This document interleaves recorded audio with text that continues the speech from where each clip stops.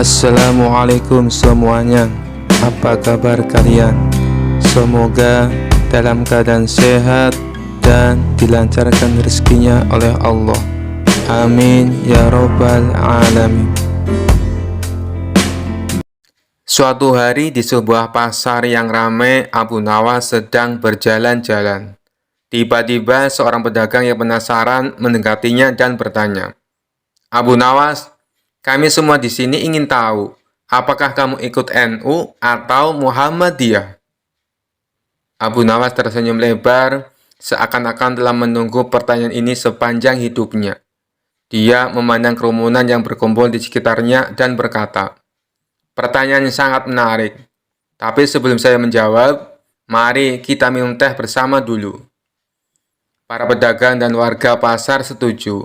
Lalu mereka duduk di warung teh terdekat. Abu Nawas memulai ceritanya dengan cara yang lucu dan penuh makna. "Begini, suatu hari saya bermimpi bertemu dengan dua malaikat di pintu surga. Salah satu malaikat bertanya, 'Abu Nawas, kamu NU atau Muhammadiyah?' Saya bingung dan berkata, 'Kenapa ini menjadi penting di pintu surga?' Malaikat itu tertawa dan berkata, 'Ini hanya tes untuk melihat seberapa bijak kamu.'" Kerumunan tertawa mendengar cerita Abu Nawas. Kemudian Abu Nawas melanjutkan, "Lalu saya bertanya kepada malaikat, 'Kalau saya bilang saya NU, apa yang akan terjadi?' Malaikat itu menjawab, 'Kamu akan duduk di sebelah kiri saya.'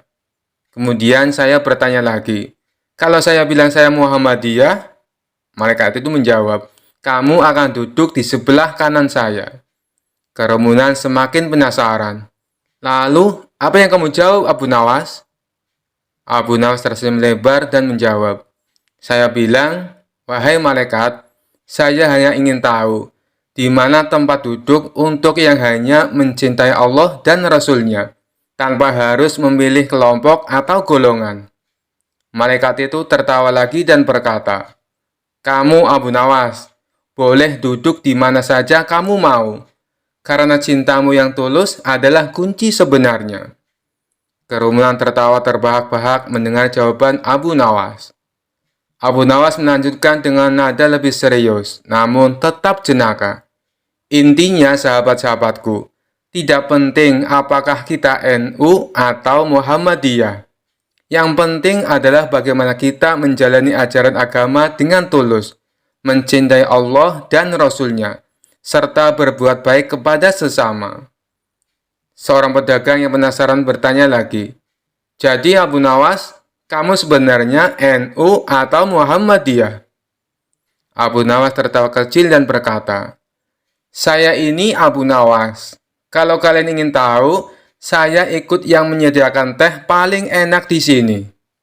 Seluruh hadirin tertawa terbahak-bahak mendengar jawaban Abu Nawas. Akhirnya mereka semua sepakat bahwa yang paling penting adalah kebersamaan dan kebaikan hati, bukan kelompok atau golongan. Kisah selanjutnya.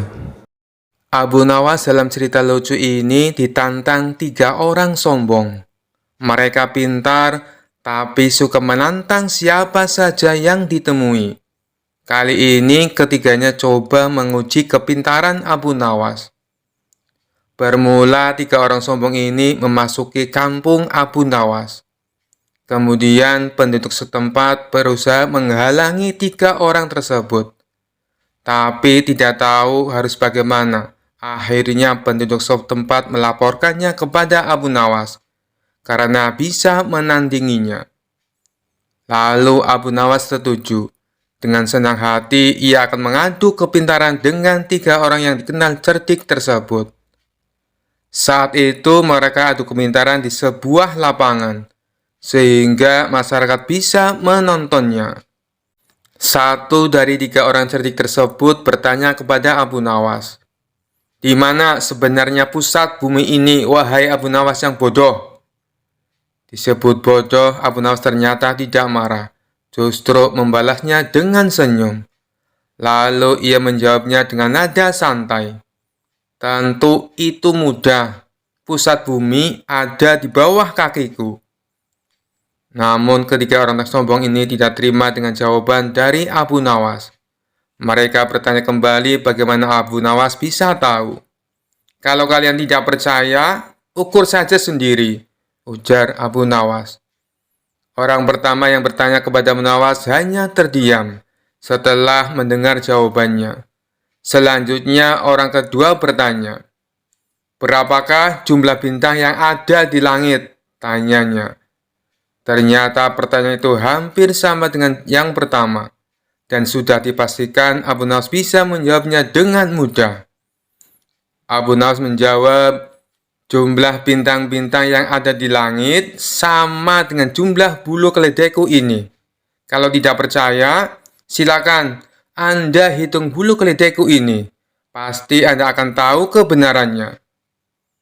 Kesal mendengar jawaban Abu Nawas, orang ketiga dari kawanan itu lalu mengajukan pertanyaan kepada Abu Nawas. Anda tahu bulu keledai? Coba, berapa jumlah bulu yang ada di keledai itu? Tanya orang ketiga tersebut. Abu Nawas hanya tertawa meledek. Ia menganggap pertanyaan dari ketiga orang itu tidak kreatif, karena semua pertanyaannya sama, yakni menanyakan jumlah. Jumlah bulu ekor keledai ini sama dengan jumlah rambut yang ada di jenggot Anda. Kalau tidak percaya, silakan cabut satu persatu, ucap Abu Nawas. Sadar jika bulu jenggot dicabut satu persatu akan sakit, maka orang ketiga itu langsung terdiam dengan jawaban dari Abu Nawas. Ingin membalasnya, tapi tidak tahu apa yang harus ditanyakan lagi, karena ternyata Abu Nawas lebih cerdik dari dirinya. Kisah selanjutnya. Pada suatu hari, Baginda Raja dan para menteri tampak sedang berkumpul di istana. Mereka membicarakan ingin kembali menguji kecerdasan Abu Nawas. Paduka yang mulia, untuk menghadapi Abu Nawas, sebaiknya kita minta bantuan seorang ulama yang ilmunya lebih tinggi dan cerdas, saran salah satu menteri. Dulu saya pernah melakukannya, tapi ternyata tebakan dari sang ulama dengan mudah dijawab oleh Abu Nawas, balas Baginda Raja. Begini Paduka, saya punya kenalan ulama dari negeri seberang. Beliau lebih cerdas dan berilmu tinggi. Saya kira dia bisa mengalahkan Abu Nawas, timpal sang menteri. Baiklah, hadapkan segera ulama itu ke istana, perintah Baginda Raja. Esok harinya, sang menteri mengajak ulama tersebut datang ke istana menghadap Baginda Raja. Wahai Tuan Syekh, saya membutuhkan bantuan Anda. Apakah Anda bisa membantuku? Kata Baginda Raja. Siap Paduka yang mulia. Kiranya bantuan apakah yang bisa hamba berikan? Tanya sang ulama. Adakah kamu punya pertanyaan sulit yang jawabannya tidak mudah ditebak? Kata Baginda Raja. Oh, itu saya punya. Tebakan yang sampai saat ini belum ada yang bisa menjawabnya. Maukah Padukaku beritahu? Balas sang ulama. Ya, beritahu saya. Apa tebakannya? Sahut Baginda Raja. Apa yang lebih jahat dari setan? Kata sang ulama. Bukankah setan adalah makhluk yang paling jahat? Tapi kenapa kau bilang ada yang lebih jahat? Tanya Baginda Raja heran. Katanya Paduka butuh tebakan. Jawab saja Paduka. Kalau bisa berarti Paduka seorang yang pandai, ujar sang ulama. Pertanyaan ini belum pernah aku dengar sebelumnya, dan pasti Abu Nawas tak akan bisa menjawabnya, pikir Baginda Raja. Bisakah kau beritahu aku apa jawabannya? Pinta Baginda Raja kepada sang ulama. Maaf Paduka yang mulia, tapi saya tidak akan memberitahu kepada siapapun, balas sang ulama. Baiklah, pertanyaanmu memang aneh dan sulit dijawab, ucap Baginda Raja. Masih ada satu pertanyaan lagi, sahut sang ulama. Apa itu? Tanya Baginda Raja. Perkara apa yang orang miskin punya dan dibutuhkan oleh orang kaya? Kata sang ulama memberitahu. Sejenak Baginda Raja terdiam. Namun setelah sekian lama berpikir, ia tak kunjung menemukan jawaban. Kalau pertanyaan dibalik, tentu akan mudah dijawab. Perkara apa yang orang kaya punya dan dibutuhkan orang miskin? Tentulah jawabannya harta. Tapi ini malah sebaliknya. Ini yang membuat saya menjadi pusing, ujar Baginda Raja. Namanya saja tebakan Paduka, tentu penuh dengan teka-teki, timpal sang ulama. Kedua pertanyaanmu memang bagus dan tepat sekali untuk menantang Abu Nawas, puji Baginda Raja. Maka pada keesokan harinya, dipanggillah Abu Nawas menghadap Baginda Raja.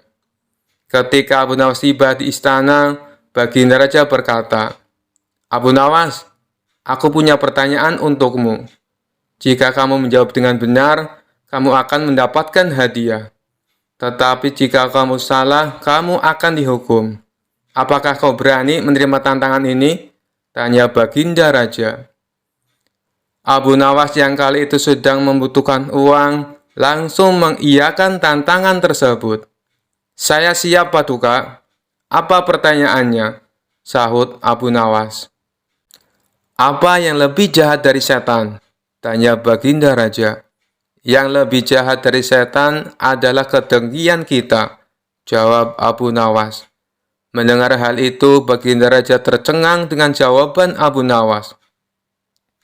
Sementara sang ulama memuji akan kecerdasan Abu Nawas. "Baiklah Abu Nawas, sekarang pertanyaan kedua. Apa yang dipunyai oleh orang miskin, tapi dibutuhkan oleh orang kaya?" tanya Baginda Raja. Jawabannya adalah harapan. Karena orang miskin punya harapan, sedangkan orang kaya butuh lebih banyak lagi, jawab Abu Nawas. Untuk kedua kalinya, Baginda Raja dibuat tercengang oleh kecerdasan Abu Nawas. Ia tak menyangka pertanyaan yang dianggapnya sulit dengan mudah dijawab oleh Abu Nawas. Begitu pula dengan sang ulama. Ia kembali memuji atas kecerdasan Abu Nawas. Sesuai dengan janji yang diucapkan Baginda Raja, kemudian memberi Abu Nawas hadiah. Kisah selanjutnya. Dikisahkan Abu Nawas pergi ke negeri seberang yang terdapat sebuah kerajaan aman, adil, makmur, dan sentosa, karena dipimpin oleh raja yang bijaksana. Sang raja sudah memimpin sejak usia muda hingga sekarang. Di masa tua belum pernah digantikan oleh siapapun. Dan rakyatnya tidak pernah keberatan karena raja memerintah dengan adil. Suatu hari raja merasa jenuh. Dia ingin istirahat menjadi raja selama setahun. Namun uniknya tidak menyerahkan posisi raja kepada anak keturunannya, tetapi malah mengadakan sayembara untuk mencari sosok yang pantas menjadi raja. Disebarlah pengumuman ke seluruh negeri. Siapapun boleh menjadi raja, mulai rakyat jelata sampai kaum bangsawan. Tetapi ada dua syarat yang harus dijalani. Syarat pertama, dia akan dijadikan raja selama setahun. Syarat kedua, setelah menjadi raja selama setahun, maka harus diasingkan di sebuah hutan belantara yang dihuni ribuan hewan buas. Syarat pertama tentu saja bukan masalah besar, justru merupakan suatu keberuntungan. Namun syarat kedua membuat orang-orang yang berhasrat menjadi raja akan berpikir dua kali. Karena semua orang tahu seperti apa hutan belantara yang penuh dengan binatang buas. Karena itulah sayembara tersebut belum ada yang berani mengajukan diri menjadi seorang raja. Akhirnya datang seorang pemuda yang menyatakan kesanggupannya menjadi raja dan menerima dua syarat tersebut. Pemuda ini sebenarnya adalah pemuda biasa yang ingin merasakan bagaimana nikmatnya menjadi raja, karena selama ini ia hidup pas-pasan. Diangkatlah dia menjadi raja, dan mulai saat itu mendapat pelayanan layaknya seorang raja. Harta berlimpah, wanita cantik, makan dan minuman enak, serta fasilitas istimewa lainnya. Tapi sayang, ternyata ketakutannya akan kematian membuatnya tidak bisa menikmati semua itu. 3 bulan pertama, dia mulai gelisah karena umurnya tinggal 9 bulan lagi. 3 bulan kedua, ia makin tidak tenang makan, tidur pun tidak nyenyak. 3 bulan ketiga, dia mulai menyesali keputusannya menjadi raja. 3 bulan terakhir, si pemuda makin stres berat karena hidupnya tinggal beberapa bulan lagi, dan kesenangan yang dicari selama ini tidak bisa dirasakan. Ketika masa jabatannya sebagai raja sudah berakhir, lalu dibuanglah dia ke hutan belantara. Tidak butuh waktu lama, terdengar kabar ke seluruh negeri jika pemuda itu tewas dimakan binatang buas. Adanya peristiwa tersebut membuat orang-orang kian enggan melamar menjadi raja. Tapi ternyata masih saja ada pemuda lain yang ingin melamar menjadi raja. Diangkatlah pemuda kedua ini menjadi seorang raja. 3 bulan pertama menjadi raja, ia puas-puaskan berpesta karena sadar hidupnya tidak akan lama lagi. 3 bulan kedua dan berikutnya, hari-harinya ia habiskan dengan foya-foya dan pesta pora. Bulan berganti bulan, pestanya makin gila-gilaan. Ia sudah tidak peduli lagi pada apapun. Dia hanya ingin bersenang-senang sebelum mati setelah jabatannya sebagai raja berakhir.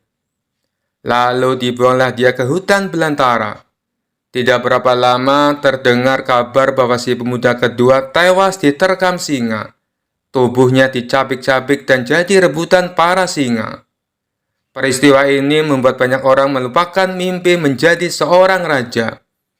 Mereka masih penasaran apakah masih ada orang yang cukup bodoh untuk melamar menjadi raja. Suatu hari Abu Nawas mampir ke negeri tersebut dengan tujuan menemui sahabat lamanya yang kebetulan merupakan penduduk di sana. Sesampainya di negeri itu, dengan penuh kehangatan Abu Nawas disambut temannya. Mereka berdua saling melepas kangen satu sama lainnya.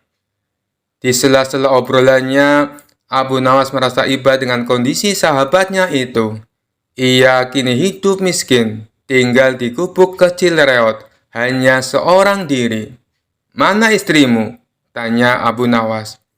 "Semenjak aku jatuh miskin, ia pergi meninggalkanku," jawab sahabat. "Ya sudah, yang sabar ya. Yang penting kamu jangan tinggalkan sholat. Jangan lupa berdoa kepada Allah, agar Allah membukakan pintu rezeki untukmu," tutur Abu Nawas. "Alhamdulillah, aku tidak pernah tinggalkan sholat. Bahkan aku sekarang rajin berpuasa sunnah," balas sahabatnya. "Oh iya, ngomong-ngomong, mana nih makanannya?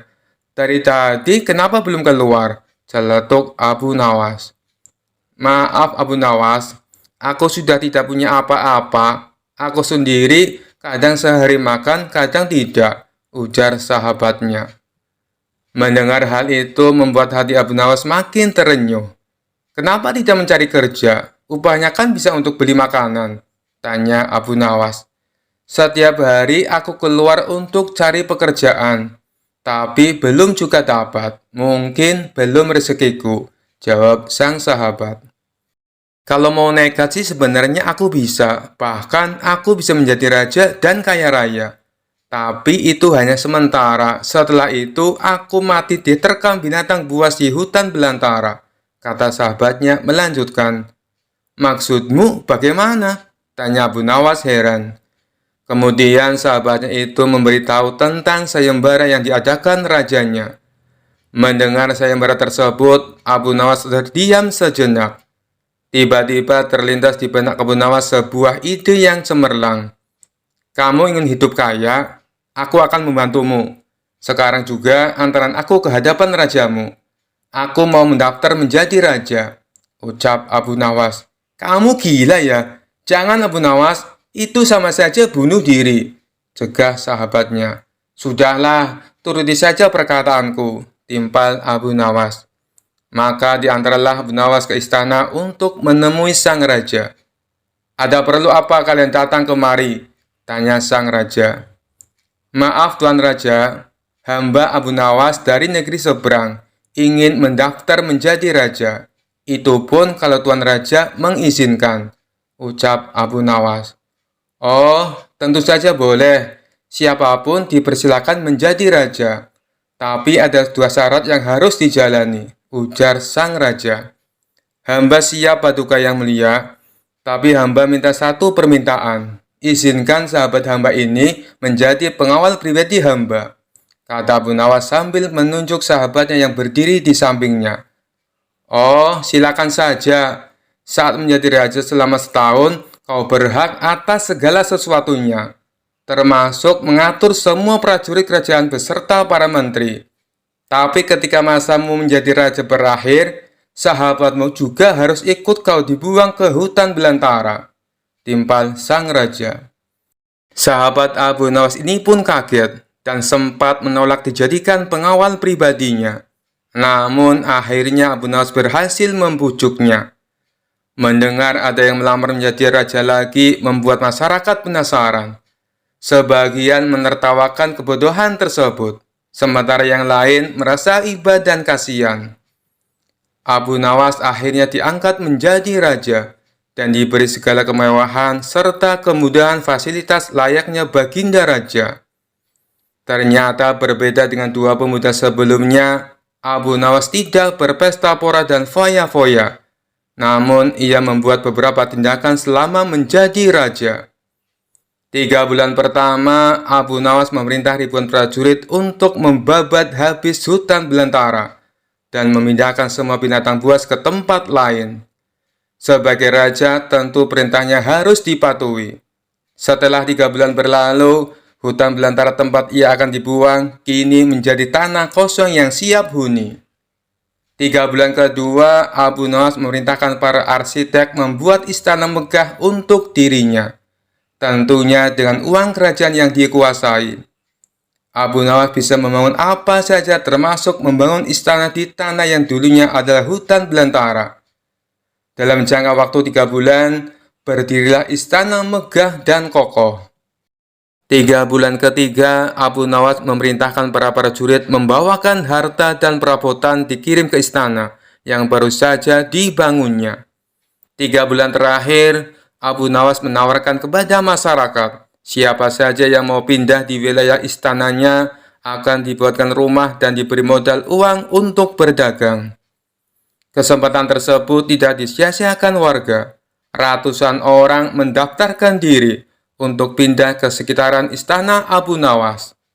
Selama 3 bulan terakhir, tempat yang tadinya hutan belantara kini berubah menjadi pemukiman penduduk.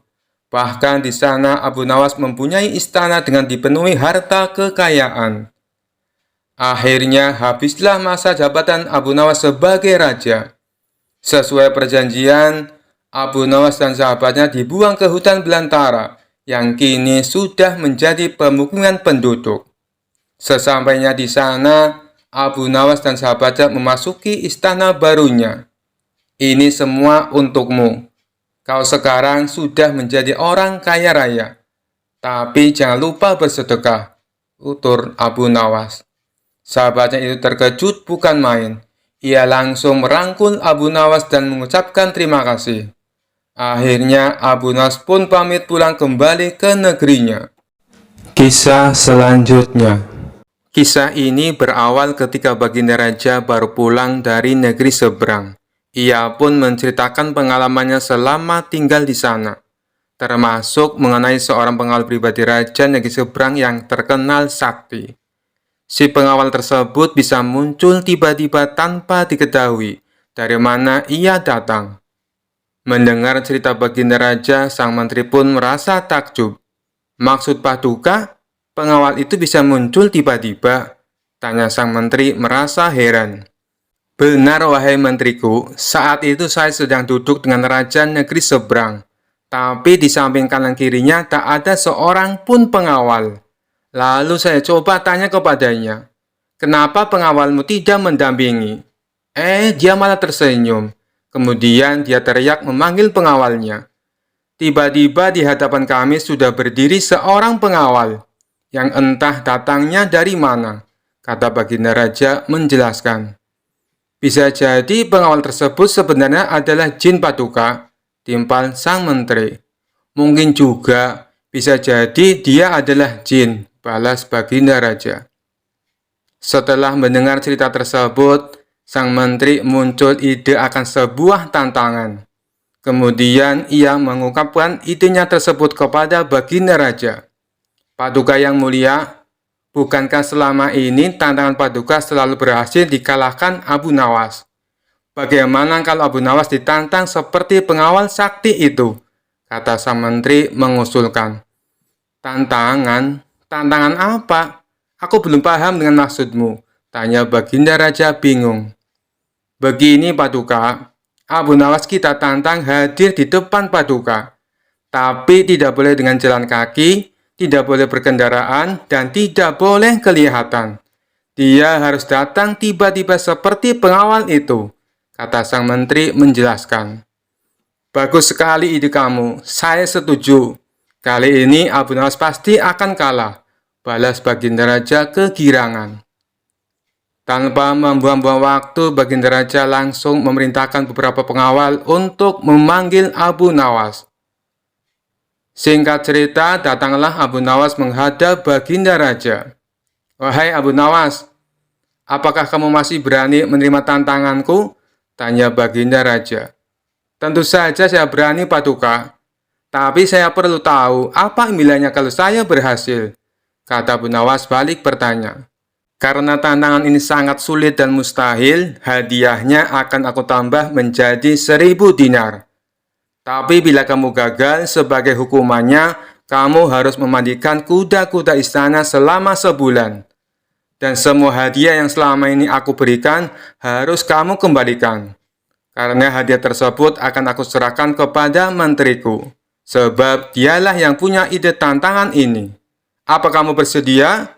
Tanya Baginda Raja kembali.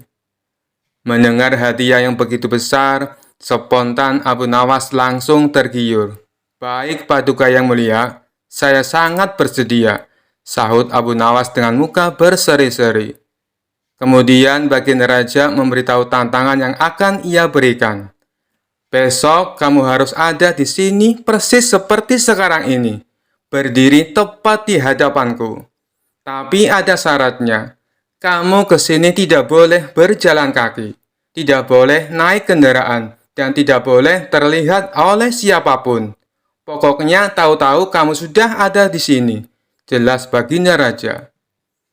Seketika jantung Abu Nawas langsung berdebar kencang mendengar tantangan tersebut.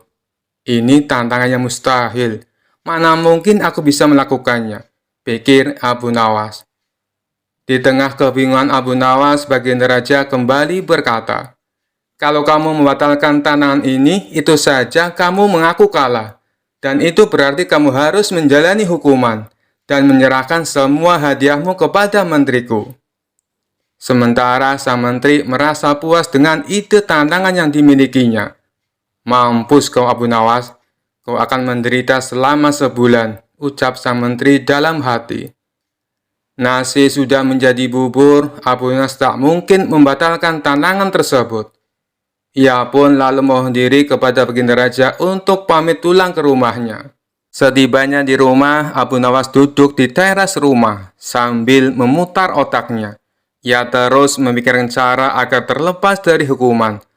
Namun sampai waktu menjelang sore, ia tak juga menemukan solusinya. Hampir saja Abu Nawas dibuat stres karena akan cerdiknya menemukan jalan buntu. Saat ia tengah termenung, salah seorang tetangganya lewat di depan rumah Abu Nawas dengan memanggul karung yang besar. Iseng-iseng Abu Nawas bertanya kepadanya, "Wahai kawan, apa yang kau bawa itu?" Tetangganya menjawab, "Kambing Abu Nawas." "Kambing? Kenapa tidak dituntun saja? Itu akan meringankan pekerjaanmu," kata Abu Nawas menyarankan. "Saya sengaja Abu Nawas, biar orang-orang tidak tahu," balas tetangganya. Dari situlah akhirnya Abu Nawas menemukan solusi atas tantangan Baginda Raja. Kemudian Abu Nawas pergi menemui menteri yang punya ide tantangan tersebut. "Tuan Menteri, sepertinya besok saya akan dihukum. Tapi bolehkah saya minta tolong?" pinta Abu Nawas. Minta tolong apa? Tanya sang menteri.